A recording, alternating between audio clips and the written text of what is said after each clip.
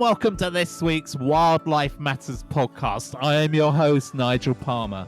It's springtime here in the UK and nature is bursting back into life. There are so many shades of green and every shade is so fresh and so vibrant. The birds are in full song and the buds have burst into blossom on the trees. And here we are at the start of Series 4. Can you believe it? It has been just over 2 years since we launched the podcast, and it has been such a fun and exciting journey. And boy, have we come a long way. And with this new Series 4, we will evolve again and even further, because nothing in nature is ever completely still. So we feel the drive to keep on improving. So for Series 4, we will have a Wildlife Matters main feature or a Wildlife Matters Investigates. And we will be bringing you lots more interviews with people working in wildlife or in nature conservation. I've also had a lot of questions asking about me, Wildlife Matters organisation, and the projects and campaigns we are working on. So we've decided to do our first ever Q&A episode, but I wanted to give you a chance to ask your question. So if you would like to ask us a question, please email us at hello@wildlife-matters.org. That's hello@wildlife-matters.org before the 26th of April, and we will try to answer as many questions as we can in a Q&A episode in May of 2024.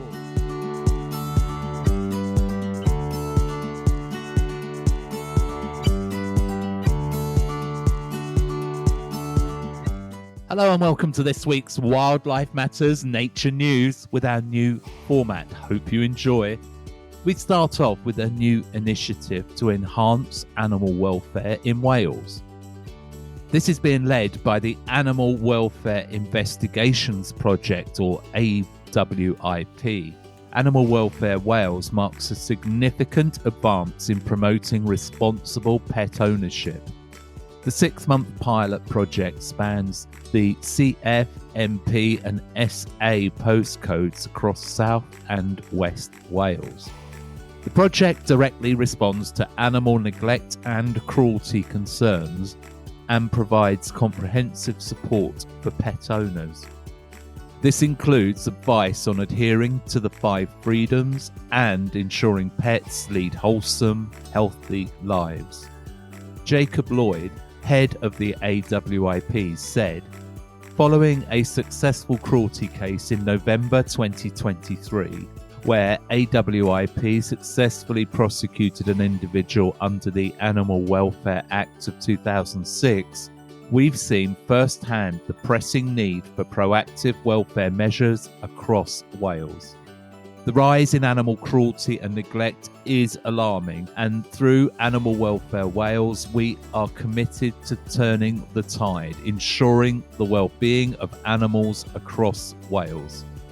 The initiative will act on concerns of abuse or neglect from members of the community, offering guidance, issuing advice, and, if necessary, taking possession of animals with the intent of prosecution. The public can report any welfare concerns by calling the incident helpline number, which is, get your pen and papers ready, 0343 289 5999.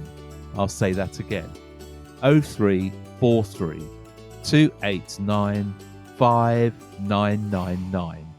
And that line is open Monday to Friday from 8 a.m. till 8 p.m. and over the weekends between 9 a.m. and 6 p.m. If you are in South Wales, the Animal Welfare Investigations Project is looking for compassionate individuals to serve as animal foster carers. You will provide emergency boarding for animals in their hour of need, which is integral to the initiative's success. If you have the space, capacity and ability to volunteer, then please give Animal Welfare Wales a call on the number we gave you, which is 0343 289 5999. Thank you. Our second story today is the results of the 2023 UK Butterfly Monitoring Scheme have now been published. And after a winter's dark grey days, our gardens, parks, woodlands and fields are returning to life. Alongside the blossoming of spring flowers, one of the first indications of summer being just around the corner is, of course, the appearance of butterflies. But these floppy-winged insects do more than add colour to our countryside. Butterflies have fast life cycles and are often very sensitive to local environmental conditions, making them uniquely placed among British insects to act as indicators of the state of the environment. By monitoring the nation's butterfly populations, we can also get an overview of the local impacts of climate change. Every year since 1976, in what is the longest running survey of its kind, the UK Butterfly Monitoring Scheme is led by Butterfly Conservation in partnership with the UK Centre for Ecology and Hydrology, the British Trust for Ornithology and the JNCC Joint Nature Conservation Committee, has asked volunteers to conduct weekly transect walks between April and the end of September, recording the butterflies encountered across hundreds of different sites nationwide. The results of the 2023 survey have just been released, and unfortunately, they paint a sad story for some of our most recognised butterflies. The small tortoiseshell, once common in our gardens, has suffered a devastating 82% decline since the first survey back in 1976. Another hard-hit species is the small pearl-bordered fritillary, whose population has dropped 71% over the same time period. Half of the 58 species recorded suffered from a lower than average population in 2023. According to the report, the cryptic wood white, the grizzled skipper, pearl-bordered fritillary, the grayling and the Scotch argos all faced significant difficulties in 2023, while the green-veined white and ringlet both had a very poor year. However, it is believed that this is more of a short-term blip due to the ongoing effects of the 2022 drought. Regarding butterfly species recording a lower than average population, Dr. Richard Fox, head of science at Butterfly Conservation, said, "Butterfly numbers fluctuate naturally from year to year, largely due to the weather, but the long-term trends of UK butterflies are mainly driven by human activity, including habitat damage and destruction. Pesticide use, pollution and climate change are all factors.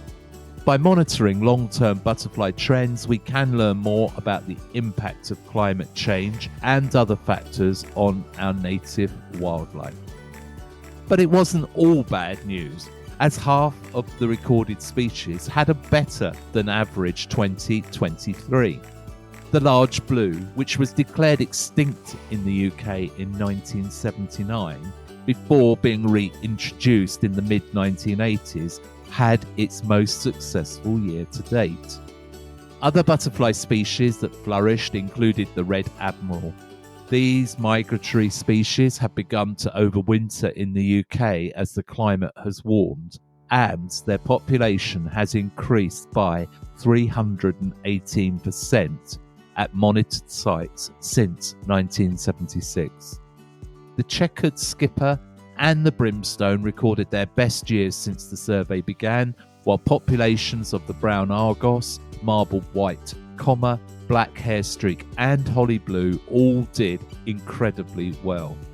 Summing up why surveys such as this are essential, Chris Tuckett, the Chief Officer for Strategy and Impact at the JNCC, said, "The evidence produced through environmental monitoring, such as the UK Butterfly Monitoring Scheme, demonstrates the vital role these schemes play in helping us understand the effects of pressures on the natural environment and, equally importantly, how efforts to address these pressures through nature conservation and recovery can be effective in reversing decline."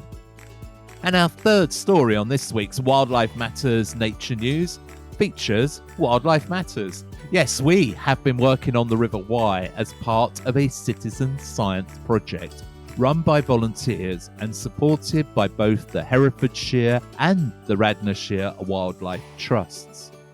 High nutrient levels in the Wye and its tributaries are feeding algae blossoms. In their latest assessment, Natural Resource Wales found that more than 60% of the Welsh sections of the Wye Special Area of Conservation failed phosphate limits, stating that phosphorus pollution is known to cause eutrophication in rivers, a highly problematic issue that causes excessive growth of algae, which smothers and blocks out light for other aquatic plants and animals. We need better monitoring to determine where nutrients, particularly phosphates, are entering the watercourses. This will allow us to identify pollution hotspots and use that information to drive change to clean up the river. Statutory bodies now only monitor a few points a handful of times a year, whereas we desperately need far more regular testing at many, many more locations. This is where people power can make a real impact. We're looking for volunteers who live near the Wye or the Lug, or indeed a small stream or brook which feeds into either the Wye or the Lug, who would be willing to test their local patch regularly, twice a week, to monitor nutrient levels and water quality as part of a community citizen science project. Performing the test and uploading your results should take around 10 to 15 minutes each time. We'll provide you with the kits and training. If you're interested in getting involved, then please email the Friends of the River Wye. Their email address is hello@friendsoftheriverwye.org.uk. That email address again is hello@friendsoftheriverwye.org.uk. If you can't volunteer due to time or distance, then please donate to support their work directly via the website, which is www.friendsoftheriverwye.org.uk. And that has been this week's Wildlife Matters Nature News.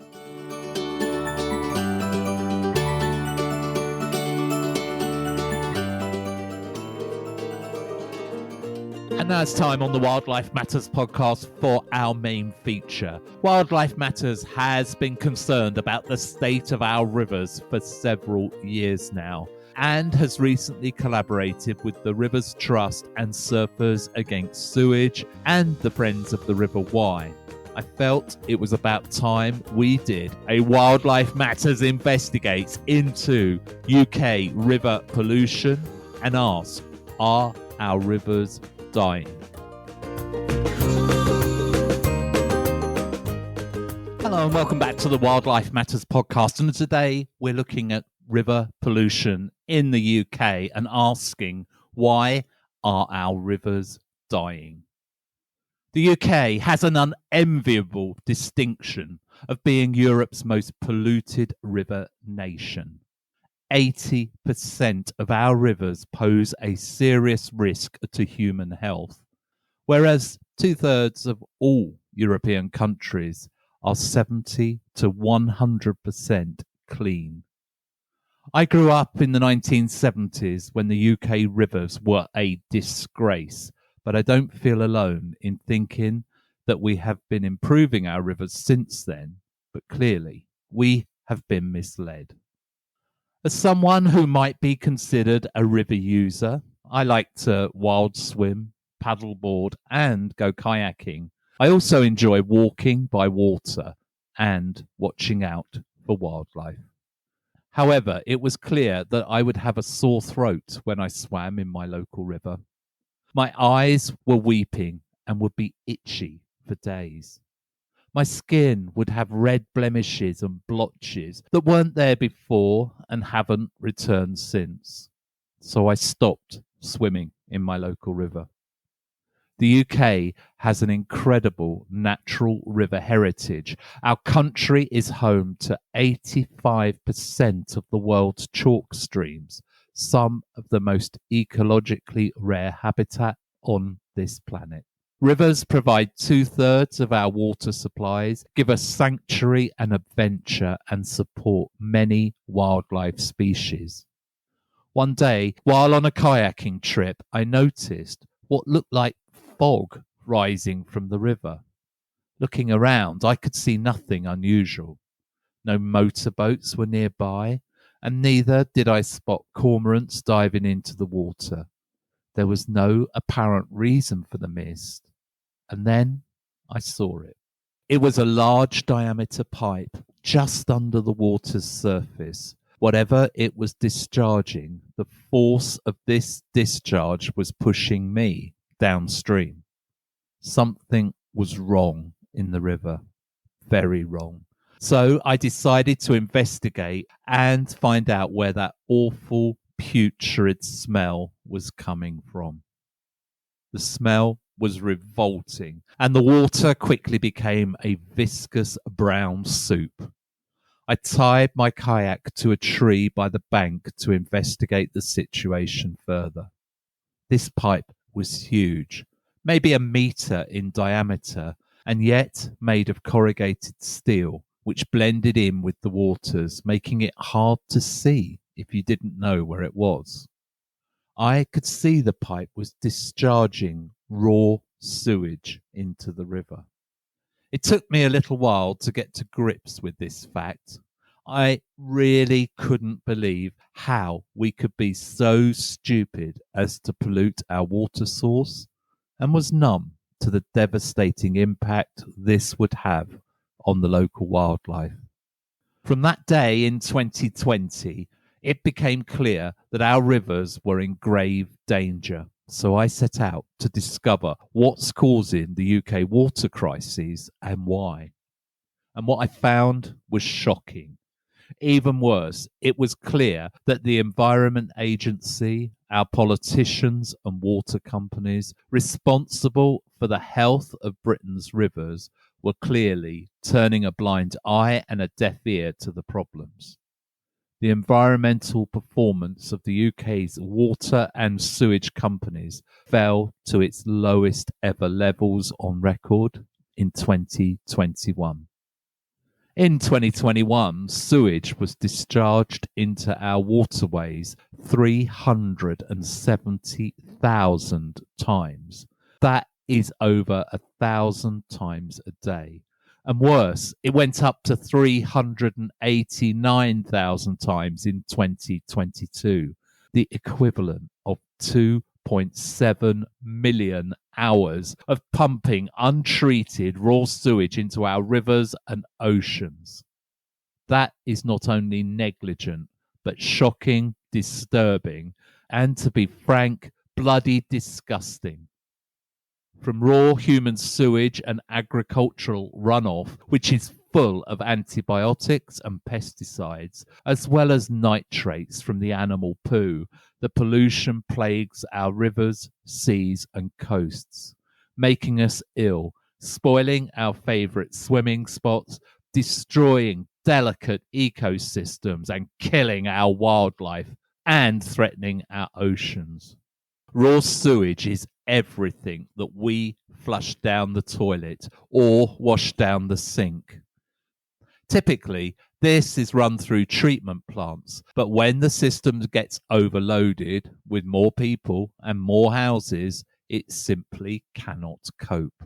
So the raw and untreated sewage is discharged into the environment through a network of over 18,000 sewer overflows. Farms discharge agricultural runoff. On arable farms, the runoff will include pesticides and fertilizers that are now systemically used on our food crops. But from the animal farms, particularly the intensive farms, the discharge of the animal poo will be full of antibiotics routinely administered to the animals, particularly on the vast chicken farms full of nitrates, and that explains why we see such an increase in algae blooms and why some rivers, such as the River Wye, the water is literally turning green. Poor waste management is also to blame. You will see earbuds, wet wipes, and sanitary products floating in our rivers. These items have been flushed down the toilet. You can also see fat floating on the surface.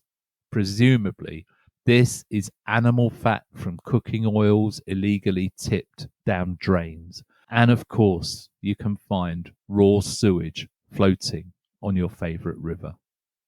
While you can't see this with your eyes, if you put a clear bottle in the river, you will see a cloudy cocktail full of specks and bits. Most of this is plastic pollution. Some from industry, some from our roads and town or village street drains. Whatever the source, one thing is clear. Our rivers are contaminated with waste products, and it is killing the river and everything that lives in it. The sheer volume of pollution entering our water means the UK consistently ranks as one of the worst European countries for coastal water quality.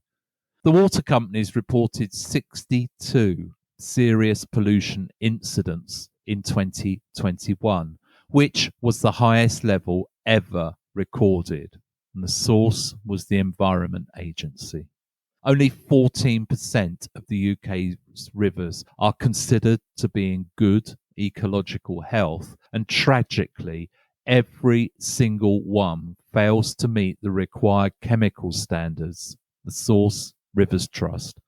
A recent Guardian article stated that no rivers in the UK are in good ecological health. Parliamentary committee labelled England's rivers as a dangerous chemical cocktail of sewage, agricultural waste, and plastic. Poor water quality damages natural ecosystems and habitats, reducing biodiversity and nature's ability to restore itself. Sewage slicks can cause huge algae blooms, starving water of oxygen and resulting in the death of river and ocean species. Many, many fish have been killed in recent years. But what we don't seem to understand is that with no clean water, nothing on this planet can survive, including humans. Sewage was dumped into designated bathing water over 5,000 times during the 2022 bathing season, which runs from the 15th of May to the 30th of September. Source: Surfers Against Sewage Water Quality Report. This pollution level increases the risks of water users contracting many illnesses, including viruses and antimicrobial resistant bacteria infections. A European Centre for Environment and Human Health report highlighted that sea bathers in the UK are just as likely to become ill from seawater as in the 1990s. Britain, hang your head in shame. Poor water quality also prevents individuals from enjoying the mental and physical well-being benefits of engagement within the ocean or river environment. The UK's Victorian-built sewage system can no longer deal with the massive increases in population and housing, particularly in our cities. But what are the water companies doing? Well, clearly, there is a need to invest in improving the infrastructure of the water and sewage systems. but they haven't. And as a consequence, coastal and river pollution in the UK is rampant. Drinking water quality remains a massive issue. There has always been concern about adding extra fluoride to water, but lead from the Victorian pipes is now more prevalent as the pipes continue to degrade, particularly in soft water areas where the water companies are adding phosphoric acid to your water rather than replacing the old pipes. Plastic microfibers have been found to contaminate 72% of tap water samples in European nations, including the UK. These microfibers are believed to come from various sources, including clothes made from synthetic fabrics, car tires, paint, and microbeads from cosmetics. Then there are the recorded outbreaks of dangerous bacteria and parasites. Cryptosporidium in particular has entered public awareness after outbreaks in Lancashire and Bristol forced residents in the affected areas to boil their tap water to avoid the diarrhea and stomach cramps the bug can cause. Scientists believe that synthetic hormones such as ethinyl estradiol (EE2), a chemical found in the contraceptive pill, a potent form of the female sex hormone estrogen, are getting into drinking water supplies. However, the links to reduced male fertility rates have yet to be proven, but appear to be quite obvious. Water filtration using activated carbon would cut EE2 levels. Still, nothing is happening because neither the water nor the pharmaceutical industry wants to pay for the work. Pharmaceutical compounds, including antidepressants and cocaine byproducts, have been found in UK tap water. A risk assessment by Public Health England found traces of caffeine, carbamazepine, an ingredient in epilepsy medication, and painkillers such as ibuprofen and naproxen in treated drinking water. Still, they were at low level, hundreds of thousands of times below the therapeutic doses, and because of the judgment that they were unlikely to present a health risk, the whole issue was allowed to be kicked into the long grass. Since the deregulation of the water network, begun under Margaret Thatcher's government back in 1986, it has allowed a culture of profit before safety to develop. The government will only publicly discuss the $2 billion it plans to spend on improving water infrastructure over the next 5 years. And while this is a lot of money, it is a drop in the ocean, and no pun intended. At the same time, and with very little publicity, the government has agreed to let the water companies manage themselves without government regulation, effectively tying the Environment Agency's hands firmly behind its back. It's feared that the self-monitoring programs implemented by water companies are more likely to boost their profits than to protect the environment. Southern Water was fined £90 million for repeatedly misreporting data and has been named as a contributor to increasing chlorine levels in river water upstream from bathing areas. That's just one company that has been called out. Check your local water company and you will find a host of similar, potentially health-damaging issues in your local rivers that the water companies either deny or say they have no choice and are within the permitted discharge rates that they have in their own self-created plans. The current situation is challenging for campaigners who face a government that is not listening and is focused on making it easier for the water companies to get away with potentially making people ill. It's pretty clear, unlike the water, that the government wants to dump the responsibility and costs of rebuilding the antiquated Victorian water and sewage systems by making the water companies responsible and independent of government. To make it even worse, the water companies are focused on ensuring shareholders receive ever increasing dividends rather than delivering reliable and high quality service, because you, just like me, cannot choose your water provider. You have to accept the company that covers the area where you live. And if that company is Thames Water, like mine, then I feel your pain. The counter-argument is that the investors are our pension providers, and we will all get less money in our pensions if the water companies don't make these profits. Let me just say this. What use is a pension if you don't have clean drinking water? We can no longer endure the destruction of our rivers, and we need to take action now. Let's start with stronger regulation to ensure higher levels of compliance, strategic impact assessments, and the widespread adoption of nature-based solutions to restore the health of our rivers. Cleaning up our rivers will take a lot of work, but it must be done. The current state results from decades of mismanagement and neglect of our rivers and our water and sewage infrastructure. The Victorian system has lasted remarkably well, a testament to our ancestors. However, it was never designed to be capable of handling the modern demands of so many more people, where every house has a washing machine, many have multiple showers, and some even have their own hot tubs and swimming pools. None of these existed back when the Victorians designed and made the system.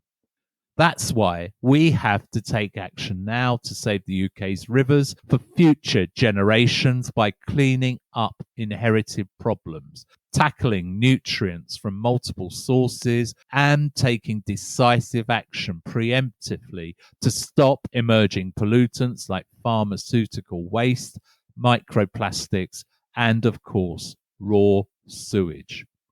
As I see it, we, the generation since the Victorians, have created this problem, and it is our responsibility to clean things up. Clean, fresh water is necessary for all life on our planet, and every living being should have access to it. We can't leave it to our children to clean up our shit. And that is Wildlife Matters look into the UK's river pollution. The state of our rivers is truly shocking. And here at Wildlife Matters, we have begun 2 projects that will use citizen science volunteers to regularly monitor the water quality of their local rivers at multiple points. We will be funding the test kits, so we would really appreciate any help you can give by donating to us via our website. Thank you.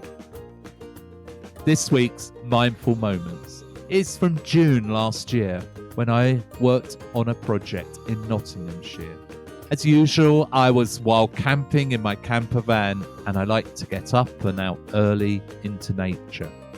I took a walk along the Chesterfield Canal, and the birdsong that morning was incredible. So I recorded it to share with you. Over the last year or so, I have become more interested in birds. In truth, my previous experience has been with raptors and owls, but it has been limited on woodlands, garden and water-based bird species. But in the coming weeks, you will hear some of the many bird songs I have recorded as I tried to identify the birds by their song or call. This Mindful Moments has 7 bird species, so sit back, relax and enjoy. And if you'd like to, See how many of the 7 species you can identify from their song.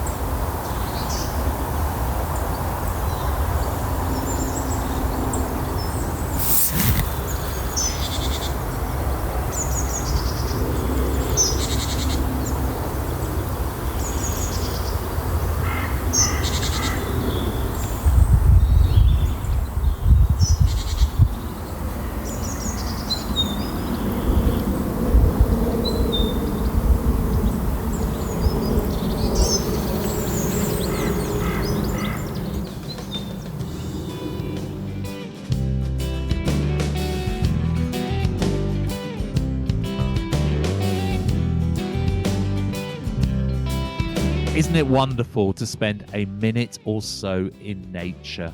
And I can remember that day so well. The canal runs alongside a road and eventually under a bridge. The day was warm and bright and it smelt of summer meadows. Retford is a beautiful town with a lot of history and the people were incredibly friendly. I was surveying the Iddle Valley Nature Reserve for the Nottinghamshire Wildlife Trust, and I urge you to visit if you get a chance. So how many of those birds did you identify? Well, here's the cast in order of appearance. There was a great tit, dunnock, blackbird, blue tit, carrion crow, robin, and the finale was a goldfinch. Well done to everyone if you got one or all of those right. Amazing. Now do remember your questions for our Q&A in May. You have until the 26th of April to get them into us. Thank you so much for joining me today. We appreciate every one of you. Wildlife Matters will return in 2 weeks' time. But until then, keep on the wild side. I've been your host, Nigel Palmer, and this is Wildlife Matters, signing off.